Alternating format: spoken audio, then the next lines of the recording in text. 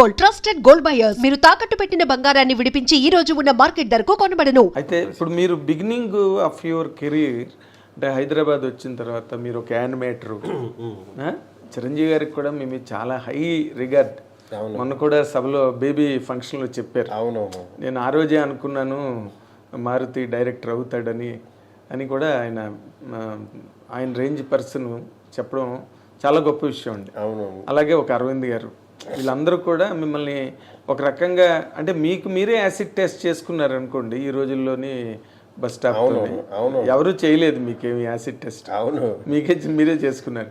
But ఒక్కసారి వాళ్ళ తాలూకా ఆ రోజున ఓ చిరంజీవి గారితో అసోసియేషను, లేకపోతే అదర్వైజ్ ఇంకా అంతకన్నా పెద్ద అసోసియేషన్ ఏముంటుందండి చిరంజీవి గారి కన్నా సినిమా ఇండస్ట్రీలో. అవునన్నా, అది తలుచుకున్నప్పుడల్లా మీకు ఏమనిపిస్తుందంటే ఆయనకున్న ఇమేజ్ మీ మీద, ఆయనకున్న మీ మీద ఉన్న ఇంప్రెషను అది మీ కెరీర్లో రిఫ్లెక్ట్ అవుతున్నదని అనుకుంటారా?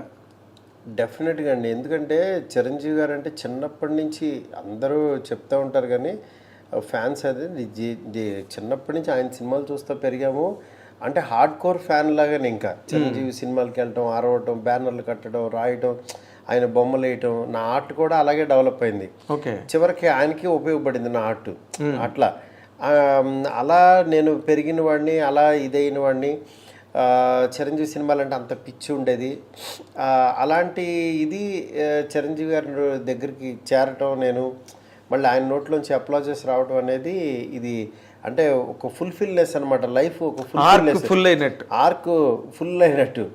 ఇంకా ఆయనతో సినిమా కూడా తీసేస్తే ఇంకా ఫుల్ పర్ఫెక్ట్ రౌండప్ అయిపోతుంది.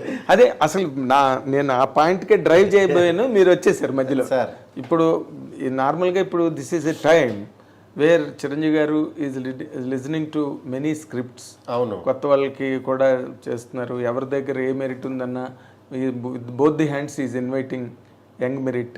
అవును, ఇలాంటి దాంట్లో మీరు ఎప్పుడు ఒక కథ కూడా చిరంజీవి గారికి చెప్పిన అవకాశం కానీ యూ డిడ్ నాట్ టేక్ అండి?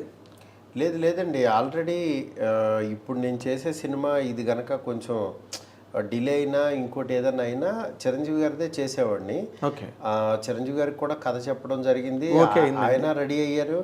ఆయన యాక్చువల్లీ విల్ గో హెడ్ అని అన్నారు. అంటే మంచి ఆయన కైండ్ ఆఫ్ ఒక డిఫరెంట్ ఫిల్మ్ అవుట్ చేశాను అనమాట. డెఫినెట్గా మామూలుగా సోషల్ సబ్జెక్ట్ అండి, ఫ్యాంటసీలు ఏం కాదు సార్, జనరల్ సబ్జెక్టే. బట్ ఆయన కైండ్ ఆఫ్ టింజ్ ఆయన మళ్ళీ మనం చూసుకున్న ఫీలింగ్ ఉంటుంది. మన చిరంజీవి గారిని టైమింగ్ నేను చెప్పేది మెయిన్, ఆయనకుండే ఒక గరానమ్మోడు ఒక టైమింగ్ ఉంటుంది కదా. అవును అవును, ఆ కైండ్ ఆఫ్ టైమింగ్ లో ఇంగ్లీష్ ఇస్తరాకులు కట్ట. అవును, కొన్ని డైలాగులు ఆయన చెప్తే, ఆయన నోట్లోంచి చెప్తేనే బాగుంటాయి. ఆయనే కదండి, నేను చూస్తున్నా కదా ఒక్కొక్క స్టార్ కి యాక్చువల్ గా ఒక్కొక్క ఇది ఉంటుంది, ఒక టైమింగ్, కోడ్ ఉంటుంది. అంటే వాళ్ళ యాటిట్యూడే సినిమాకి.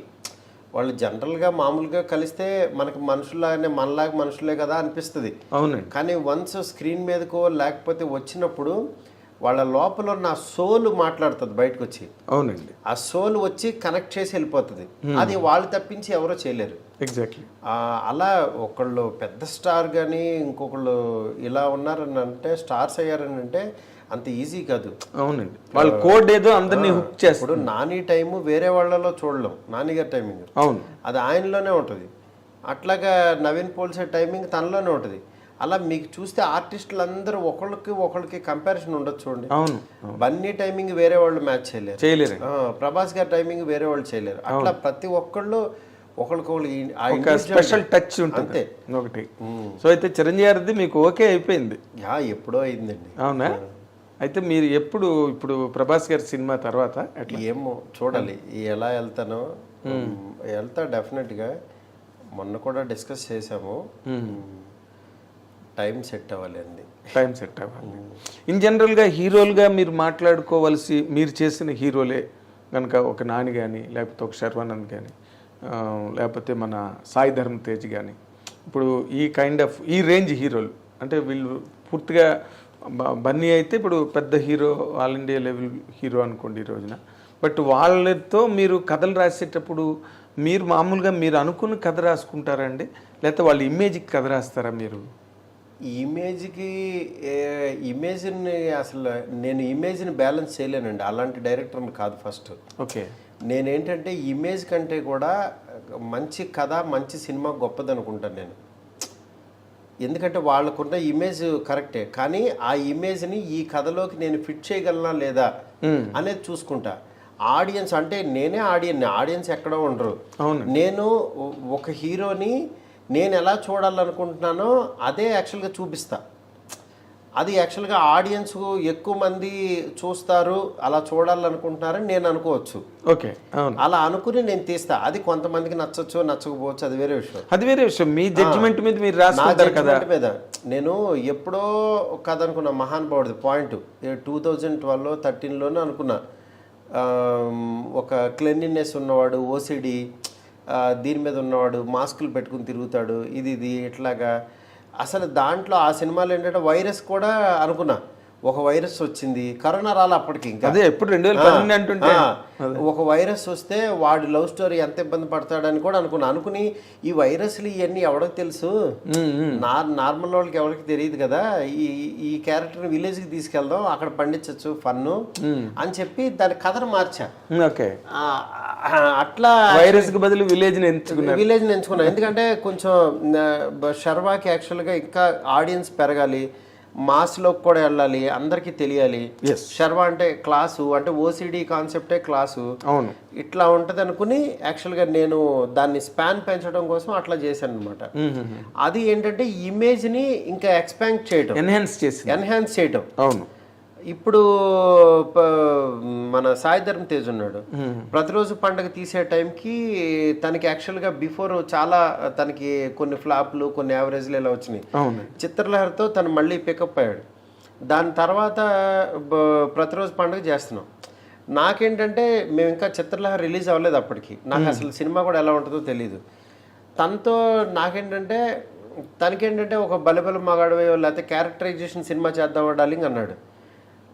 అలాంటిది కూడా చేద్దామని తనతో చెప్పా. కానీ నాకేంటంటే తన సినిమా ఒక ఫ్యామిలీ అందరూ లేడీస్ అందరూ వచ్చి చూసేలాగా, ఎందుకంటే బయట తేజు చాలా ఫ్యామిలీ పర్సన్, అంటే పక్కన మనుషులకి గౌరవించడం, అసిస్టెంట్లకు గౌరవించడం, హీరో అని ఎక్కడ ఇంత కూడా అహం కానీ ఏం లేదండి.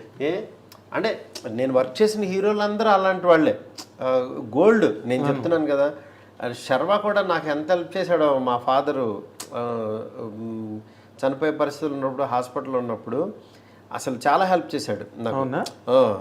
అసలు విజయవాడ రమేష్ హాస్పిటల్లో జాయిన్ చేసినప్పుడు తనే చూసుకుని అంత బాగా చేశాడు అనమాట. వీళ్ళందరూ హ్యుమానిటీ గ్రౌండ్స్లో అసలు మామూలు వాళ్ళు కాదు వీళ్ళు. అవునండి.